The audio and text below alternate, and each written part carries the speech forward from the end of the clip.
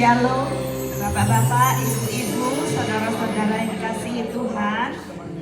Selamat datang di kebaktian KPW, Praise, Pray and Worship. Kami sangat bersuka cita bisa melihat wajah-wajah saudara. Semua kabarnya baik? Amin. Amin. Ada sukacita? Haleluya. Tuhan, dengan rendah hati Tuhan, kami mengundang Engkau di sini Tuhan. Biarlah hadirat-Mu turun ke atas kami. Tuhan, kami percaya satu atau dua orang datang bersama-sama, berkumpul, Engkau ada di tengah-tengah kami. Haleluya.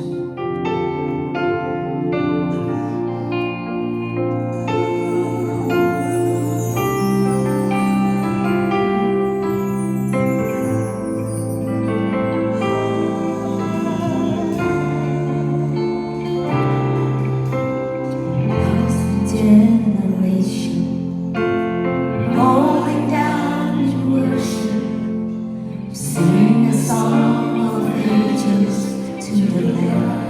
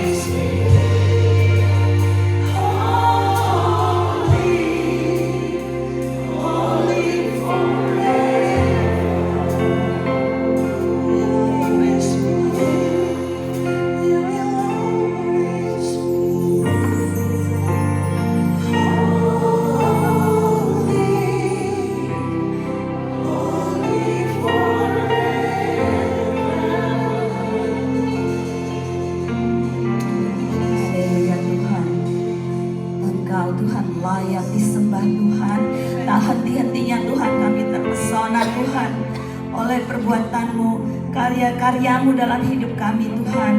Sungguh dahsyat dan ajaib Tuhan. Kami mau memuji kebesaran-Mu Tuhan.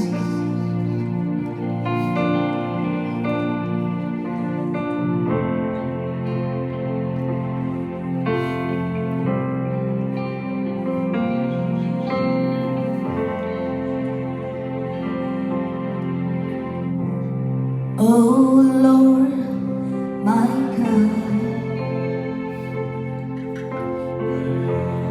when I in awesome wonder consider all the world Thy hands have made, I see the stars, I hear the rolling thunder, Thy power throughout the universe.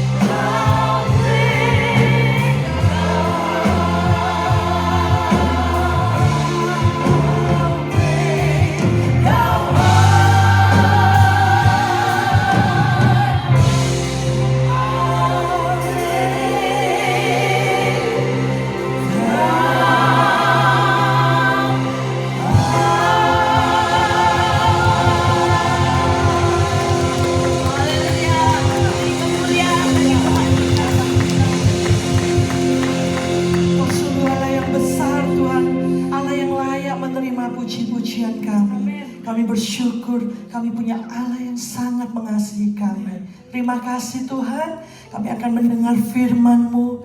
Siapkan hati kami menjadi tanah yang lembut, tanah yang menerima Tuhan setiap firman-Mu dengan baik.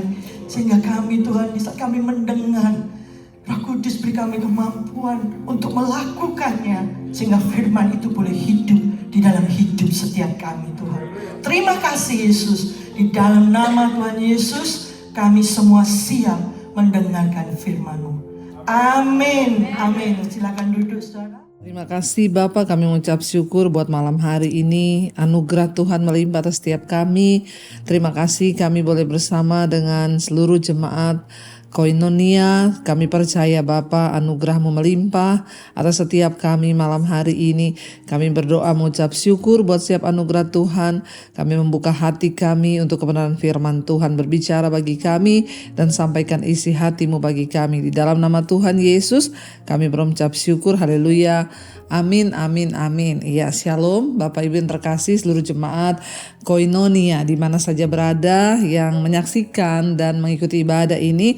Saya percaya anugerah Tuhan melimpah atas setiap kita, dan biarlah kita senantiasa terus ada dalam kehidupan pujian penyembahan bersama dengan Tuhan, karena itulah kekuatan kita di dalam dunia yang semakin singkat ini, di hari-hari yang terakhir. Baik saudara, kita akan sama-sama belajar firman Tuhan, dan hari ini saya ambil dari Injil Yohanes pasal yang keempat tentang percakapan dengan perempuan Samaria. Saya berdoa kita mendapatkan sesuatu dari firman Tuhan ini yang akan menjadikan kekuatan bagi setiap kita, dan akan ada wawasan yang baru dari firman Tuhan yang akan mengubahkan hidup kita semua. Firman Tuhan, Injil Yohanes pasal yang keempat, percakapan dengan perempuan Samaria. Ayat yang pertama, ketika Tuhan Yesus mengetahui bahwa orang-orang Farisi telah mendengar bahwa ia memperoleh dan membaptis murid lebih banyak daripada Yohanes, meskipun Yesus sendiri tidak membaptis melainkan murid-muridnya. Ia pun meninggalkan Yudea dan kembali lagi ke Galilea. Ia harus melintasi daerah Samaria. Maka sampailah ia ke sebuah kota di Samaria yang bernama Sikar, dekat tanah yang diberikan Yakub dahulu kepada anaknya Yusuf. Di situ terdapat sebuah sumur Yakub. Yesus sangat letih oleh perjalanan. Karena itu ia duduk di pinggir sumur itu hari kira-kira pukul 12. Saudara, dikatakan ketika itu Yesus melintasi daerah Samaria ketika dia akan kembali ke daerah Galilea. Dan dikatakan di sana ketika Yesus tiba di sebuah sumur, yaitu adalah sumur Yakub, yang dahulu Yakub pernah hidup dari sumur itu dan ternaknya, dan sumur itu dulu diberikan kepada Yusuf anaknya. Lalu di situ Tuhan Yesus tiba di sumur itu kira-kira pukul 12 siang, saudara.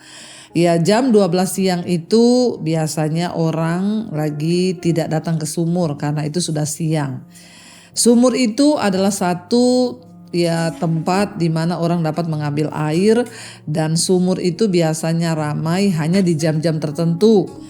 Di jam-jam ketika orang membutuhkan air, biasanya itu pagi dan sore menjelang malam.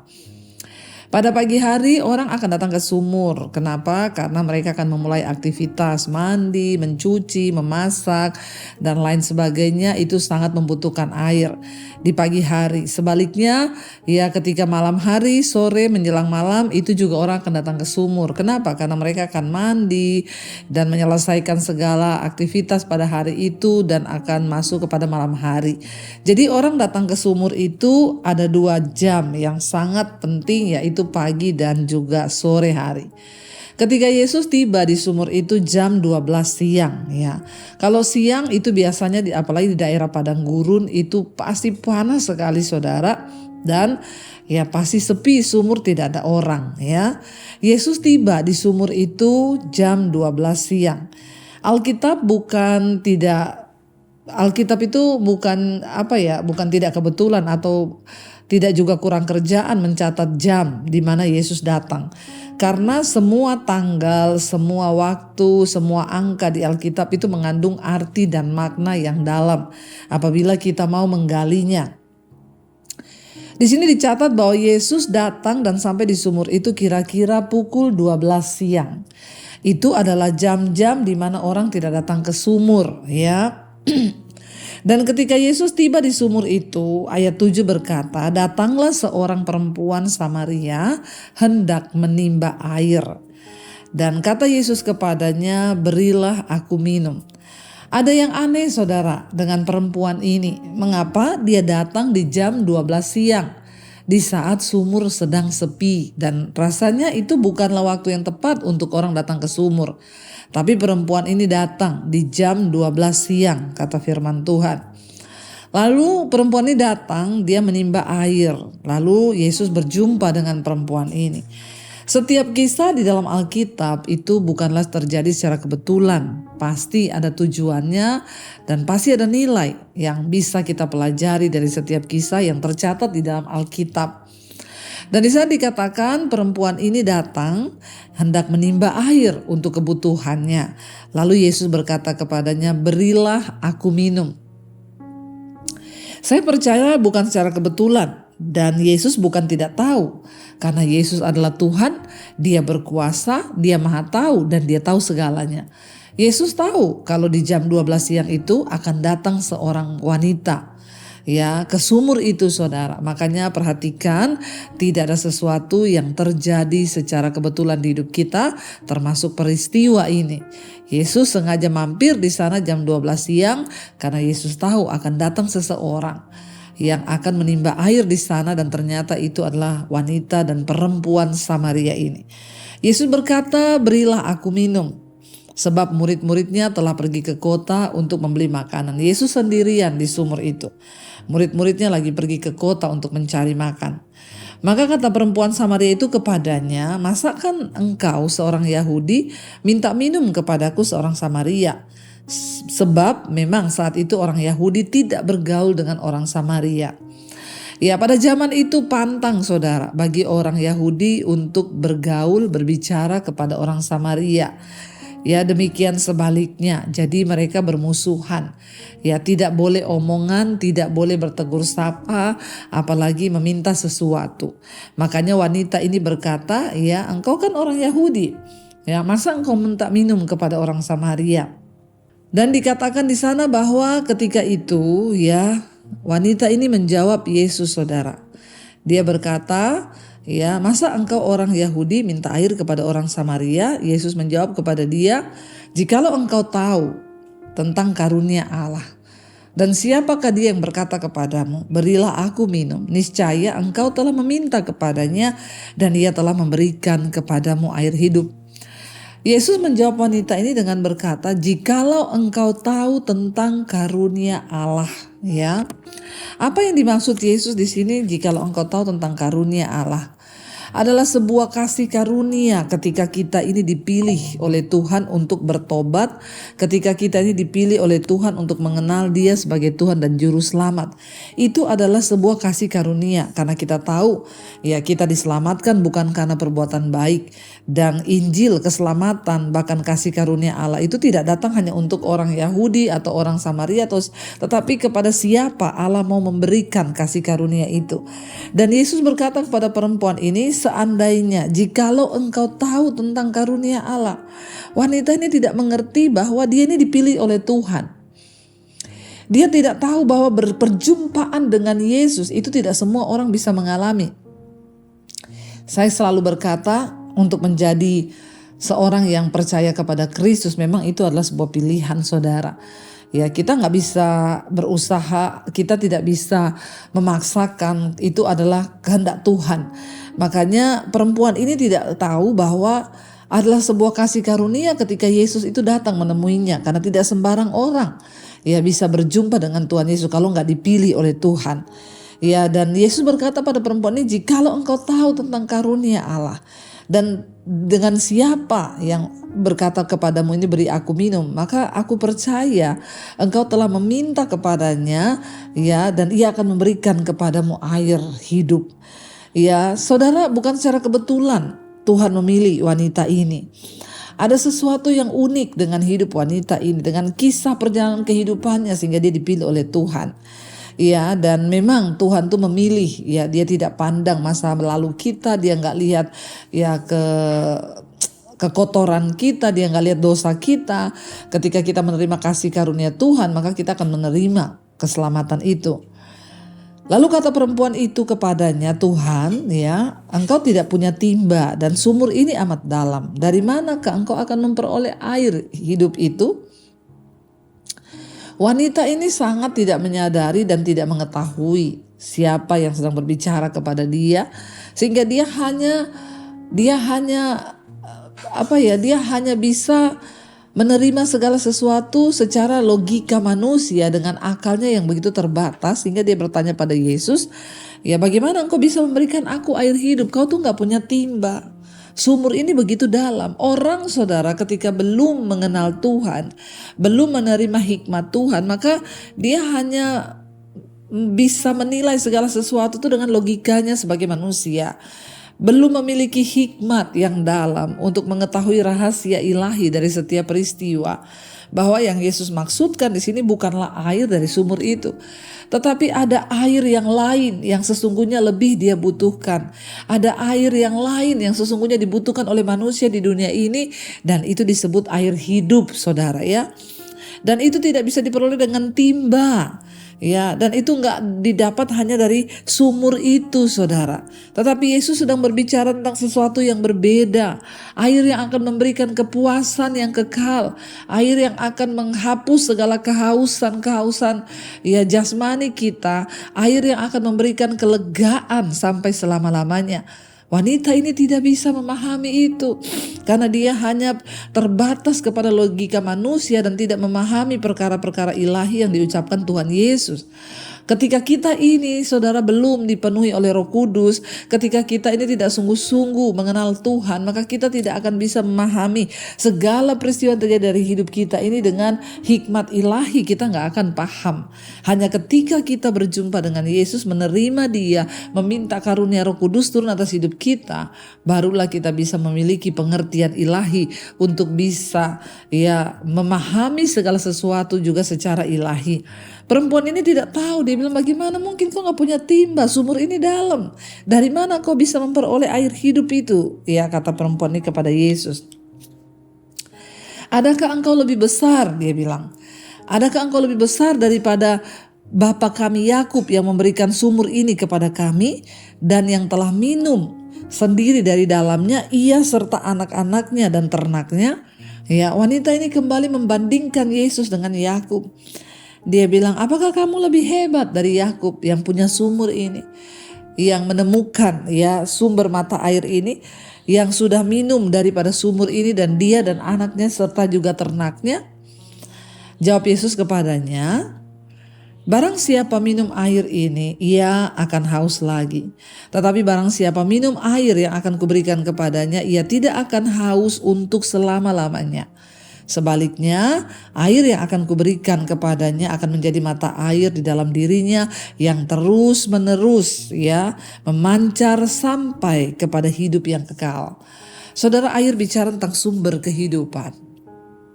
Seringkali banyak manusia berpikir hal-hal duniawi yang menurut logika manusianya ketika dia dapatkan maka itu akan cukup memuaskan hidupnya. Seringkali kita berpikir harta bisa memuaskan kita. Seringkali kita berpikir jabatan, ya, kedudukan, bahkan deposit kita atau apapun itu bisa menjamin kebahagiaan dan kepuasan dari kita. Tetapi sesungguhnya, saudara, tidak ada satupun di dunia ini yang bisa memuaskan jiwa manusia selain daripada Tuhan. Air hidup yang kita dapat dari Tuhan, ya, air yang kita dapat dari Allah, dari Kristus, itulah yang akan membawa kelegaan, karena harta saja tidak cukup untuk memberi kelegaan dan memang tidak bisa. Karena jiwa manusia tidak pernah terbatas, tapi Tuhan itu tidak terbatas, dan Tuhan yang sanggup untuk mengisi sesuatu yang tidak terbatas dalam jiwa manusia itu dengan Tuhan yang memang tidak terbatas. Ya, Yesus berkata, kalau kamu minum air dari sumur ini kamu akan haus lagi. Tapi kalau kamu minum air kehidupan yang akan aku berikan kepadamu, maka air itu akan memuaskan engkau sampai pada kekekalan. Ya, dan air itu akan terus menjadi mata air, bahkan bukan hanya engkau yang akan merasa puas, tapi air itu akan menjadi mata air yang akan keluar dari dirimu, bahkan hidupmu itu bisa menjadi berkat buat orang lain. Engkau bisa memberi kehidupan kepada orang lain kalau engkau menerima air kehidupan itu. Ayat 15, kata perempuan itu kepadanya, Tuhan, berikanlah aku air itu supaya aku tidak haus dan tidak usah datang lagi ke sini untuk menimba air. Ya, perempuan ini terus memikirkan sesuatu dengan logika manusia. Dan memang perempuan ini memang masih mencari kepuasan, saudara, secara jasmani. Makanya dia bilang, berikanlah aku air itu supaya aku tidak haus dan aku gak perlu datang lagi ke sini. Dia hanya memikirkan sesuatu yang hanya yang ada di depan mata. Dia pikir air dan dia gak usah datang-datang ke sumur itu lagi untuk menimba air, karena dia sudah tidak akan haus secara manusia, ya kehausan ya seperti layaknya manusia yang lain. Ya, dia hanya memikirkan sesuatu yang begitu sangat terbatas, tapi Tuhan memberi sesuatu yang tidak terbatas kepada dia, saudara.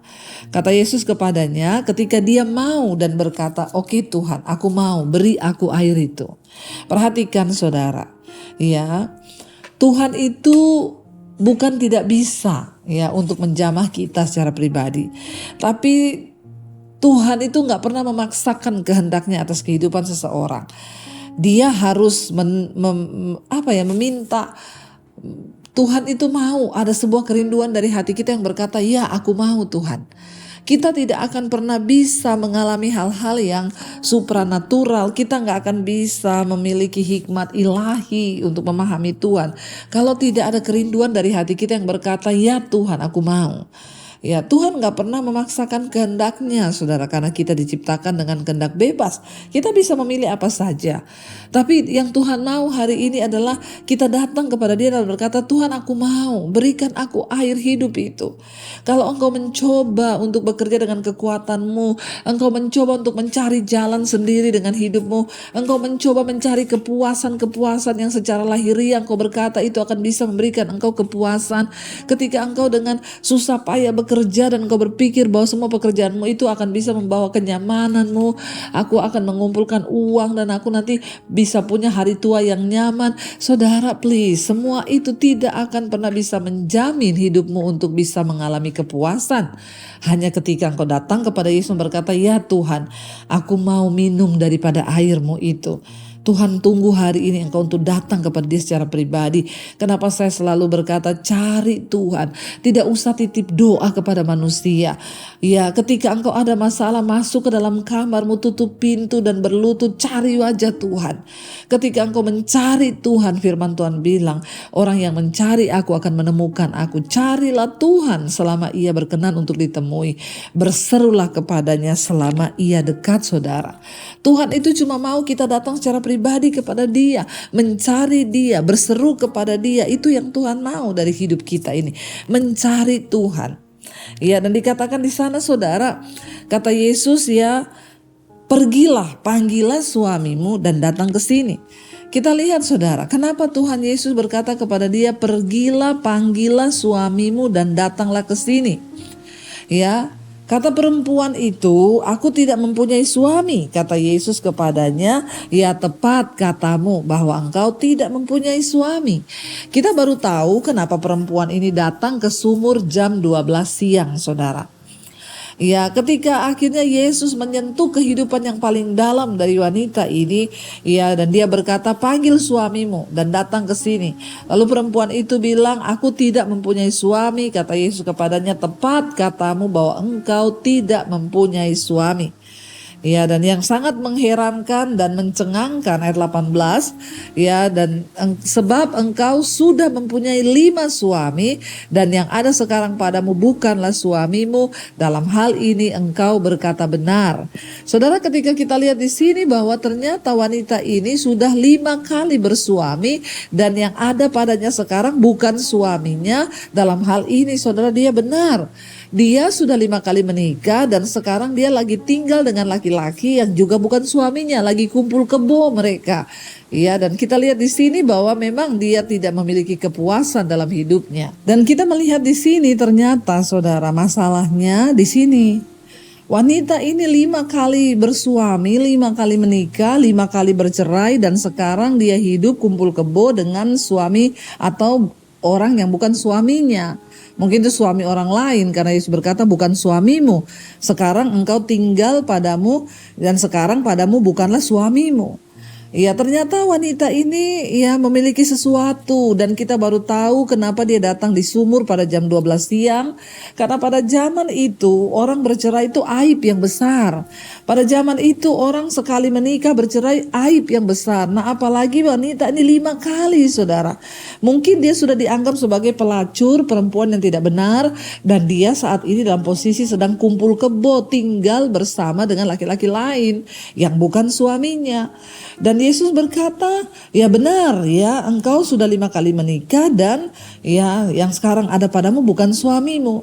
Ternyata sekarang kita baru tahu kenapa perempuan ini datang ke sumur jam 12 siang, karena dia malu ketemu dengan orang. Kalau dia datang pagi itu waktu-waktunya sumur banyak orang, kalau dia datang sore juga itu waktu-waktunya sumur banyak orang. Dia datang jam 12 siang supaya tidak ada orang. Ternyata Yesus yang menunggu dia di sana. Saudara, perhatikan, sangat menarik kisah ini. Yesus itu peduli dengan setiap kita, dengan orang yang merasa sebagai sampah masyarakat. Yesus peduli dengan siapapun kita hari ini. Ya, mungkin kita merasa dosa kita terlalu besar, mungkin kita merasa kita kotor, kita nggak layak. Tapi percayalah, Tuhan tertarik dengan hidupmu. Dan Yesus sangat tahu ada seorang perempuan yang tertolak di masyarakat, yang tidak punya lagi kepercayaan diri. Mungkin engkau berkata hari ini, sudah gagal aku, banyak dosa yang aku lakukan. Ayo bangkit saudara, masih ada harapan bagimu, karena Yesus peduli dengan setiap kita. Yesus peduli dengan orang-orang yang mau sungguh-sungguh datang kepada Dia dan hidupnya untuk diubahkan, saudara. Dan Yesus berkata kepada perempuan itu, ya bayangkan kalau orang sekali nikah bercerai mungkin masih biasa. 2 kali nikah bercerai ya ada yang banyak seperti itu. 3 kali ini sudah mulai agak lain, saudara. 4 kali nikah bercerai ini sudah aneh, saudara. Tapi orang kalau 5 kali nikah lalu bercerai lagi, ini sih benar-benar sudah tidak wajar atau abnormal. Nah, wanita ini dianggap abnormal di masyarakat. Ya, dia berharap pasti tidak adalah orang menikah tidak berharap untuk bahagia. Dia berharap dengan pernikahannya pertama dia akan berbahagia dan dia bisa menemukan segala kehausan dalam jiwanya. Tetapi ternyata itu tidak terjadi. Lalu dia bercerai dengan suami yang pertama, dia menikah dengan suami yang kedua lebih berhati-hati karena dia pikir saya sudah gagal yang pertama, ini yang kedua saya harus sungguh-sungguh memilih yang terbaik supaya aku bisa memuaskan jiwaku dan mendapatkan jawaban atas setiap keperluan hidupku. Dan ternyata dia tidak menemukan itu pada suami yang kedua. Lalu dia bercerai. Lalu dia menikah lagi untuk yang ketiga dengan sebuah harapan yang lebih besar lagi bahwa aku akan menemukan kebahagiaan bersama suami yang ketiga. Tapi ternyata juga gagal. Dia menikah lagi yang keempat, pasti super hati-hati, saudara. Karena sudah gagal 3 kali. Yang keempat pun dia mengharapkan yang sama.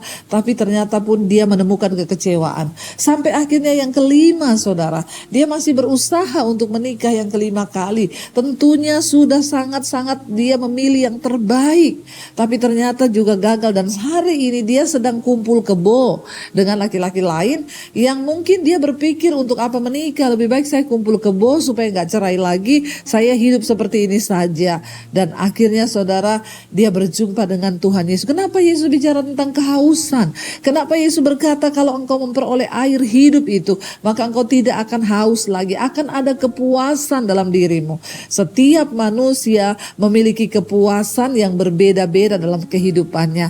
Hari ini apa yang sedang kau cari? Hari ini dahaga apa yang sedang kau coba penuhi? Ada orang yang haus akan perhatian, ada orang yang haus akan uang, ada orang yang haus, tetapi percayalah semua kehausan itu hanya sesuatu yang sifatnya sementara dan duniawi yang tidak akan pernah memberikan kepadamu kepuasan yang kekal. Hanya Tuhan yang sanggup memberikan kita kepuasan yang kekal ketika kita datang kepada Dia dan meminum air itu.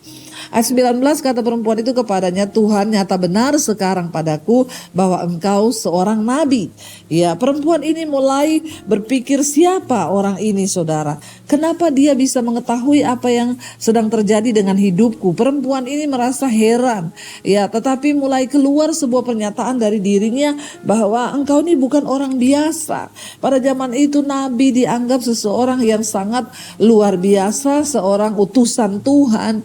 Ya, dan wanita ini berkata, nenek moyang kami menyembah di atas gunung ini, tetapi kamu katakan bahwa Yerusalemlah tempat orang menyembah. Zaman dulu saudara, orang Yahudi kalau pergi menyembah mereka akan datang ke Yerusalem sebagai kota kudus. Di sana ada bait Allah, tempat orang berjumpa dengan Tuhan. Orang Samaria, suku-suku yang lain akan mencari Tuhan di gunung, di tempat yang tinggi. Karena memang pada zaman dulu Tuhan sering menampakkan dirinya di gunung-gunung, di tempat yang tinggi. Tetapi kata Yesus kepadanya, 21, percayalah kepadaku hai perempuan, saatnya akan tiba bahwa kamu akan menyembah Bapa bukan di gunung ini dan bukan juga di Yerusalem. Ya, kenapa Yesus berkata demikian saudara? Ya, Yerusalem dulu memang Tuhan pernah hadir di sana. Ada bait Allah di sana. Ya, dan dulu pada zaman dulu orang kalau ketemu Tuhan harus datang ke Yerusalem membawa persembahan kambing, domba, darahnya dicurahkan supaya orang bisa ketemu Tuhan lewat perantaraan imam. Itu pun hanya setahun sekali imam besar yang boleh masuk. Dan kalau imam itu kudus maka persembahannya diterima. Kalau imamnya enggak kudus, imamnya akan mati dan persembahan darah itu tidak diterima. Betapa sulitnya dulu orang ingin ketemu Tuhan. Betapa sulitnya dulu orang ingin mencari pengampunan dosa. Tetapi darah Kristus yang tercurah. Yesus berkata, aku akan merobohkan bait Allah ini dan akan membangunnya kembali dalam waktu 3 hari. Ini adalah sebuah pernyataan Yesus bahwa satu saat engkau tidak perlu lagi datang menyembah ke Yerusalem. Karena ada darah Kristus yang sudah tersedia bagimu. Engkau gak perlu mencari Allah di gunung sebab Tuhan bukanlah Tuhan yang jauh. Ketika lewat perantaraan Kristus mati di atas kayu salib, Tuhan menjadi dekat dan tabir bait suci itu terbelah menjadi 2 ketika Yesus mati di atas kayu salib. Inilah yang dimaksud oleh Tuhan Yesus. Untuk bisa mencari Tuhan kita gak perlu pergi ke Yerusalem. Kita pergi ke Yerusalem hanya untuk bersiarah, melihat tempat-tempat bersejarah di mana Tuhan pernah ada. Tapi kita bisa mencari Tuhan sekarang. Tuhan lebih dekat kepada kita. Pengampunan dosa tidak lagi menjadi sesuatu hal yang begitu rumit karena Kristus menyelesaikannya di atas kayu salib bagi saudara dan saya. Yesus berkata ayat 22, kamu menyembah apa yang tidak kamu kenal, kami menyembah apa yang kami kenal, sebab keselamatan datang dari bangsa Yahudi. Ya, penyembahan berbicara tentang pengenalan yang benar akan Tuhan. Kita nggak mungkin bisa menyembah Tuhan kalau kita nggak mengenal Dia dengan benar. Penyembahan itu harus dilandasi oleh sebuah pengenalan. Ya, kalau kita mengenal Tuhan secara pribadi, berjumpa secara pribadi dengan Yesus, barulah kita bisa mengenal dan menyembah Allah dengan benar. Ya, penyembahan lahir dari pengenalan secara pribadi akan Tuhan. Wanita ini berjumpa dengan Tuhan Yesus secara pribadi. Dan itu yang bisa membuat dia akhirnya menjadi seorang penyembah. Karena dia boleh berjumpa dengan Tuhan Yesus, dia mengenal Tuhan Yesus secara pribadi, saudara. Ya, dan Tuhan berkata kepada dia 23, tetapi saatnya akan datang dan sudah tiba sekarang bahwa penyembah-penyembah benar akan menyembah Bapa dalam roh dan kebenaran, sebab Bapa menghendaki penyembah-penyembah demikian. Ia menyembah di dalam roh dan kebenaran. Wanita ini harus diubah dulu, harus dipulihkan dulu dari segi rohnya, ya, dan dia dibenarkan dulu dari kehidupannya di mana Yesus menelanjangi bahwa dia sudah 5 kali menikah dan hari ini dia kumpul kebo. Karena Tuhan mencari penyembah-penyembah yang menyembah Bapa di dalam roh dan kebenaran. Kita gak bisa menyembah Bapa sementara kita masih terus hidup dalam dosa. Tuhan tidak pernah menghitung dan memperhitungkan dosa kita di masa lampau. Tetapi hidup kita yang hari ini, waktu kita sudah menerima Tuhan Yesus, dosa-dosa masa lalu kita sudah diampuni. Maka hari ini kita harus sungguh-sungguh berdiri dalam kebenaran dan berkata, Tuhan, kami ingin menjadi penyembah yang benar, yang menyembah Engkau di dalam roh dan kebenaran.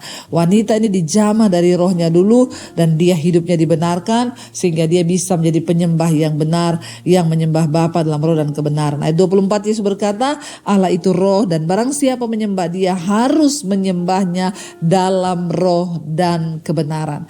Kebenaran yang hakiki adalah kebenaran yang datang dari Tuhan, bukan dari kebenaran kita sendiri. Makanya Paulus berkata, yang aku kehendaki ialah berada dalam Kristus, bukan dengan kebenaranku, tetapi dengan kebenaran firman Tuhan. Mari hari-hari ini kita landasi hidup kita dengan kebenaran firman Tuhan, supaya kita tidak membangun kebenaran kita sendiri, tetapi kita berdiri atas dasar kebenaran dari firman Tuhan, saudara. Jawab perempuan itu, ayat 25, jawab perempuan itu kepadanya, aku tahu bahwa Mesias akan datang, yang disebut juga Kristus. Apabila ia datang, ia akan memberitakan segala sesuatu kepada kami. Ternyata perempuan ini sudah mendengar bahwa Kristus itu adalah Mesias yang akan datang. Mereka telah menerima janji akan kedatangan Kristus bahkan dari zaman perjanjian lama. Dia sudah mendengar akan datang seorang juru selamat yang disebut Kristus, dan dia akan memberitakan segala sesuatu kepada kami, katanya. 26, kata Yesus kepadanya, akulah dia yang sedang berkata-kata dengan engkau. Yesus akhirnya memperkenalkan dirinya kepada wanita ini bahwa aku adalah Kristus, sang juru selamat, sang Mesias yang dinantikan semua orang. Pada waktu itu datanglah murid-muridnya dan mereka heran bahwa ia sedang bercakap-cakap dengan seorang perempuan. Tetapi tidak seorang pun yang berkata, apa yang kau kehendaki atau apa yang kau percakapkan dengan dia. 28, maka perempuan itu meninggalkan tempayannya di situ, lalu pergi ke kota dan berkata kepada orang-orang yang di situ. Dia berkata, mari lihat, di sana ada seorang yang mengatakan kepadaku segala sesuatu yang telah kuperbuat. Mungkinkah dia Kristus itu?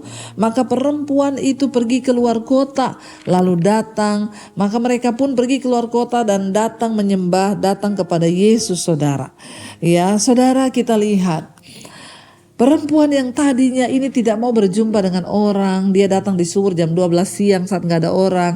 Waktu dia ketemu Tuhan Yesus dan tahu bahwa Yesus adalah Tuhan yang berkuasa, dia tidak malu lagi. Dia tinggalkan di situ tempayannya, timbanya, dia lari ke kota, saudara. Dan dia menceritakan apa yang dia alami bersama Tuhan. Dia menceritakan bahwa dia ketemu seseorang yang tahu segala dosa yang dia perbuat.